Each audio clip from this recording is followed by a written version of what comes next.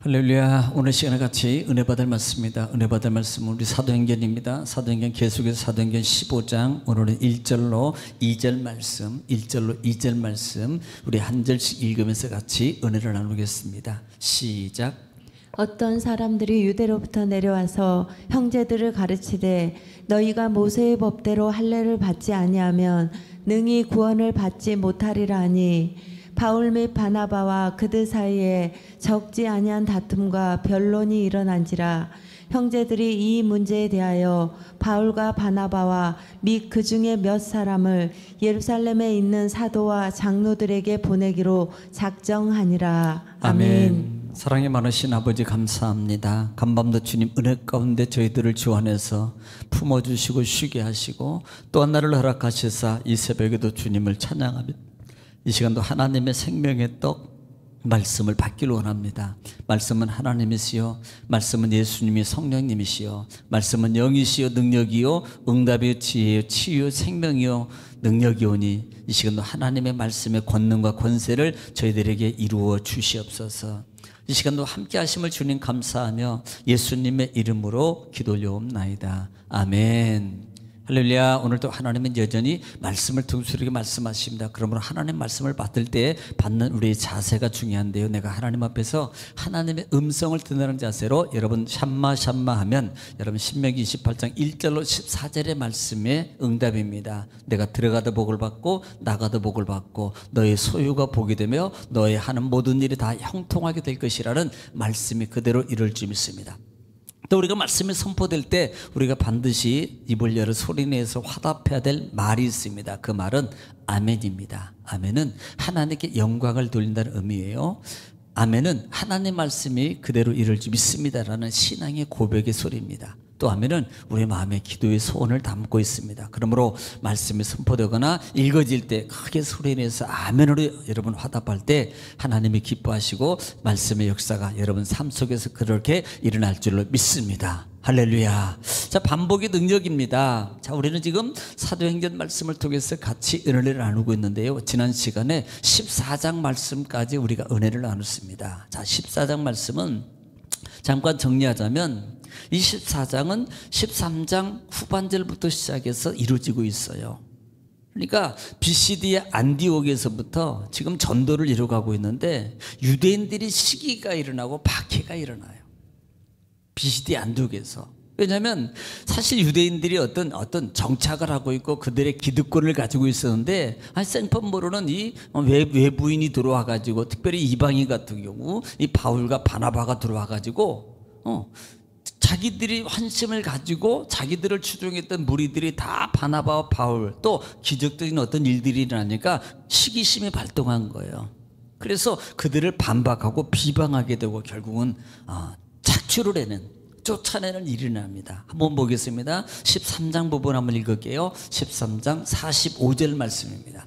13장 45절 한번 보겠습니다. 시작. 유대인들이 그 무리를 보고 시기가 가득하여 바울이 말한 것을 반박하고 비방하거늘. 예, 지금 유대인들은 시기심하고 그래서 그것을 통해서 뭐요? 반박하고 비방해요. 바울이 말하는 것, 에이, 그거 아니야. 막 이러는 거예요. 이들이 사실은요, 15장 부분에도 문제를 일으킵니다. 자, 50절로 보겠습니다. 13장 50절입니다. 시작. 이에 유대인들이 경건한 귀부인들과 그 신의 유력자들을 선동하여 바울과 바나바를 박해하게 하여 그 지역에서 쫓아내니. 심지어는 귀부인들과 그 다음에 신의 유력자들이라 그랬어요. 그러니까 어떤 사람들은 귀부인의 남편들이다 아니면 성업을 지도하는 지도인들이다 유대인들이다 이렇게 학자들은 보고 있습니다. 그런데 그들을 선동해 가지고 이제는 뭐예요? 이고니온 BCD 안디옥에서 그들을 쫓아내는 겁니다. 그러니까 쫓아냄을 받은 자들이 어디로 가요? 이제는 14장에 이고니온으로 가게 돼요. 자, 이고니온에서 똑같이 회당에서 복음을 전하게 됩니다. 똑같이 복음을 전하게 돼요. 그러니까 유대인들은 악착같이 계속적으로 쫓아다니면서 악감을 품고 심지어는 어떻게 해요? 14장에 들어오면 유대인들은 선동해가지고 바울을 돌로 쳐서 죽은 줄 알고 시위에다 버려요. 그런데 나중에 보면 하나님의 권능으로 그가 일어나요. 뻘떡 일어난다는 말은 뭐 부시디박이 아팠다가 치료받고 이러는 개념이 아니고요. 뻘떡 일어나요. 그리고 시내로 들어갑니다. 이 과정은 하나님의 능력과 권세를 통해서 고침받은 겁니다. 이것을 여러분 기억하십시오. 그래서 결국은 시내로 들어가는데 다시 누스드라로 들어가게 되고 복음을 전하게 됩니다. 자, 누스드라에 가가지고는 뭘 해요? 안진뱅이를 고쳐줘요. 기적을 일으킵니다. 그러니까 많은 무리들이 놀래가지고, 야, 사람이 제우스가, 헤레메스가 사람으로 해가지고 이 땅에 왔다. 심지어는 제사장들이 와가지고 이 바울에게 경배하려고 재물 가지고 오는 거예요. 정말 바울이 옷을 짓고 통탄할 일이죠. 창조주 하나님입니다. 여러분, 내가 이렇게 복음을 행하고 기적과 능력을 행하는 것은 당신들을 하나님께로 돌아오게라는 하나님의 뜻을 이루는 겁니다. 이것이 복음이거든요. 여러분, 예수님께서도 사복음서에 기적을 일으키고 안진뱅이를 일으키고 죽은 사람을 살리고 그 다음에 이런 병을 고치는 이런 기적적인 표적과 기적은 그 표적과 기적을 통해서 하나님을 알게 하고 그들이 하나님께로 돌아가게 하는 목적이 있는 거예요. 할렐루야. 아니, 병만 고침받고 지옥 가면 무슨 소용이, 이걸 위해서 한 게 아니라 이 말이에요. 하나님께로 돌아오게 하기 위해서 이런 치유와 능력을 이루고 보여주는 거다. 우리가 신이 아니다. 이것을 지금 바울 사도가 분명하게 말하고 있다 이 말입니다.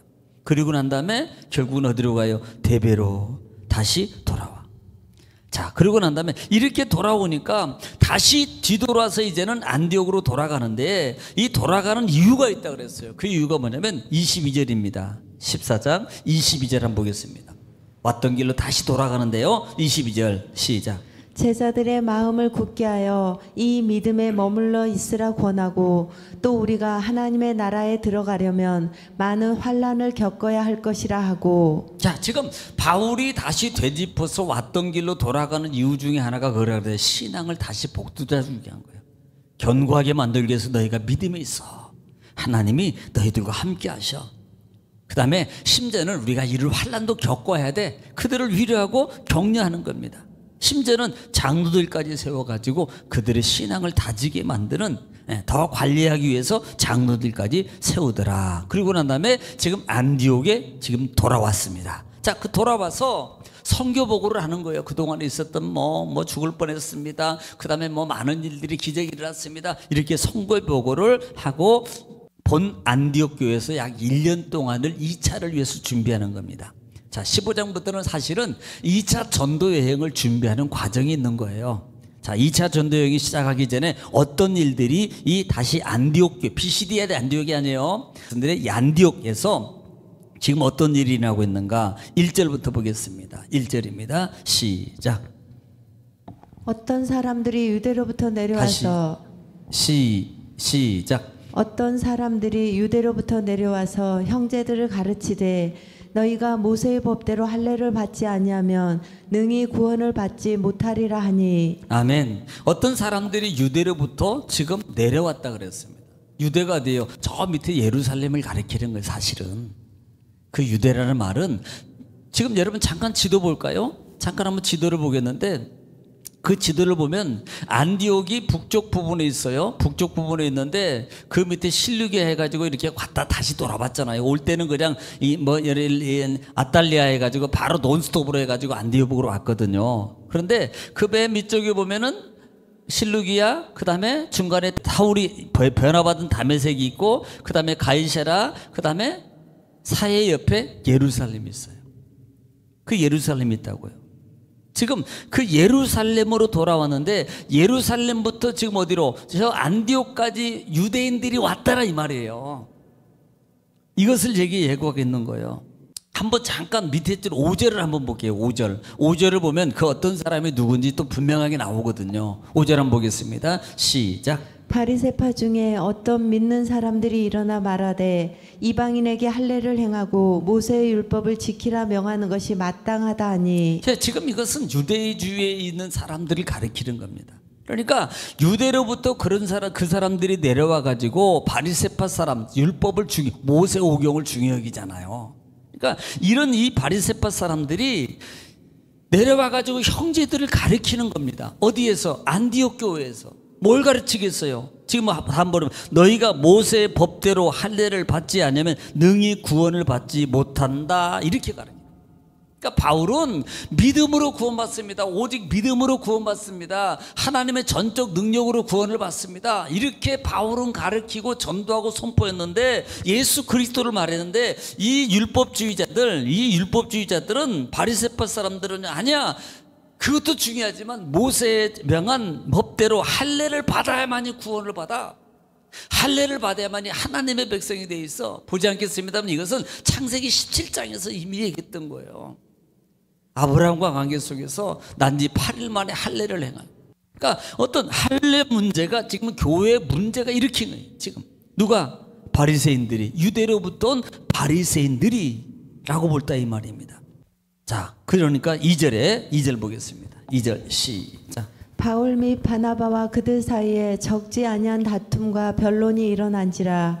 형제들이 이 문제에 대하여 바울과 바나바와 및 그 중에 몇 사람을 예루살렘에 있는 사도와 장로들에게 보내기로 작정하니라. 예, 지금 문제가 생긴 겁니다.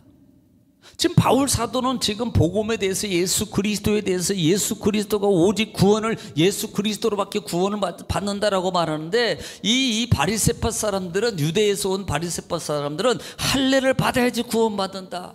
계속 이들은 이 지금 다툼이라는 말이 적지 아니하는 다툼이라는 말은 사사건건 말하는 계속적으로 다툼이 끝이지 않는 거예요.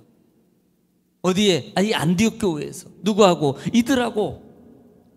사실 사도행전 4장 12절 말씀에는 사도행전 4장 11절 말씀에 이 바울 사도는 지금 뭐라고 얘기하냐 보세요. 한번 보겠습니다. 4장 12절에 시작.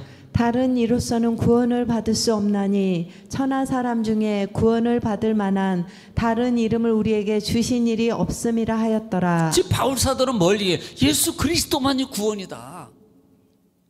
그런데 이 바리새파 사람들은 할례를 받아야지 구원받는다. 서로 지금 다툼이 일어나는 겁니다. 서로 넌 네가 맞냐 내가 맞냐 지금 계속 안디옥 교회에서 다툼이 일어나는 거예요. 이 다툼이 한 번으로 끝나는 게 아니라 계속 변론입니다. 서로 변론하는 거예요. 성경 봐라 이쪽 봐라 이쪽 봐라 이쪽 봐라 서로 변론이 일어나는 겁니다. 이 문제가 종식이 되지 않는다 말이에요. 그러니까 이 일에 대해서 형제들이 이 문제에 대하여 바울과 바나바 및 그 중에 몇 사람을 예루살렘에 있는 사도와 장로들에게 보내니라 그래서 여기서 형제들이라는 말이 누굽니까? 안디옥 교회 신앙이 좋은 사람들을 가리키는 거예요. 그들이 성도들이 결국은 이건 중재가 안 됩니다. 그래서 결국은 본교회라고 여길 수 있는 이 본교회라고 여길 수 있는 예루살렘 교회로 누구를 보냅니까? 바울과 바나바와 그중 몇 사람을 예루살렘으로 사도와 장로들에게 보내는 거예요. 장로들에게. 왜? 여기에 대해서 지금 중재를 하기 위해서요. 결국 나중에 가면 이해를 하고 받아들이고 이 문제가 해결됩니다만은 사실 어떻게 보면 이것을 우리가 좀 영적으로 보겠습니다. 지금 예수 그리스도의 십자가 복음에 대한 바울 사도의 그 복음의 전략을 계속적으로 방해해요. 아니 안디옥 교회는 이미 다져졌다고 생각하고 그 다음에 어때요? 이미 바울이 파송되기 전에 이 교회는 예루살렘 못지않게 큰 교회가 되었고 그 다음에 완전히 조직된 교회로 된 다음에 안수하에서 바울과 바울을 선교로 보냈어요. 그럼에도 불구하고 지금 계속해서 이 교회마다 사실요 서신서에 보면은 이 문제가 계속 나와요. 할례 문제, 율법 문제, 율법을 구원으로 받는다, 할례를 구원받는다. 이것 때문에 사사건건 이 소아시아 교회에 쫓아다니면 이 문제가 계속 나옵니다. 이미 다져진 교회에도 이렇게 복음을 무너뜨리려는 많은 이단이나 어떤 사상을 가지고 있는 자들이 우리 삶 속에 계속적으로 있다는 사실을 알아야 돼요. 이걸 영적으로 사단 마귀는 우리의 말씀을 무너뜨리려고, 우리의 신앙을 무너뜨리려고, 와해시키려고, 하나님과 멀어지게 만들려고. 야, 그게 아니야. 이게 진짜야. 이게 진짜야. 무슨 율법은 이미 폐했어. 그러니까 아니 그럼 구약을 왜 써요? 이건 안 지켜도 돼. 이건 말아야 돼. 이런 식으로 부분적으로 율법이 폐해졌다고, 율법이 뭐 어떻게 됐다고 그러면서 뭐 11조 문제, 뭐 문제 등등등 가지고 믿음의 사람들을 혼란하게 만들어요. 이게 현실적인 겁니다. 마귀는 지금도 마찬가지예요. 그럼 우리는요, 정신을 바짝 차리고 믿음에 여러분 정말 든든하게 서 있어야 됩니다. 오늘 바울 사도가 13장에서 다시 돌아가면서 그들의 신앙을 다진 것처럼 너희가 믿음에 굳게 서 있어 머물러 있어라 라는 말의 의미를 오늘 우리에게 하는 소리예요. 내가 신앙으로 다지고 있지 않으면, 바로 정립해서 가지고 있지 않으면 언제든지 율법주의들 말씀을 가지고, 그것도 그냥 하는 말씀을 가지고 와서 무너뜨려요. 절대로 무너지지 않고 믿음에 든든하게 서서 승리하는 여러분 되시기를 주님은 축복합니다. 오늘도 이 말씀을 붙잡고 나라 민족을 위해서, 또 교회와 또 여름 행사와 여러분 가정과 사업장과 직장과 자녀를 위해서, 또 불편한 분들을 위해서 주여 부르시고 통성으로 하나님께 간절히 기도하겠습니다. 다 같이 기도합니다. 주여, 걸어가시고 자비로우신 아버지, 은혜와 사랑을 주님 감사합니다. 아버지 올라와 살아와 서시느라 가면서 쓰느라 캐베르베스 아버지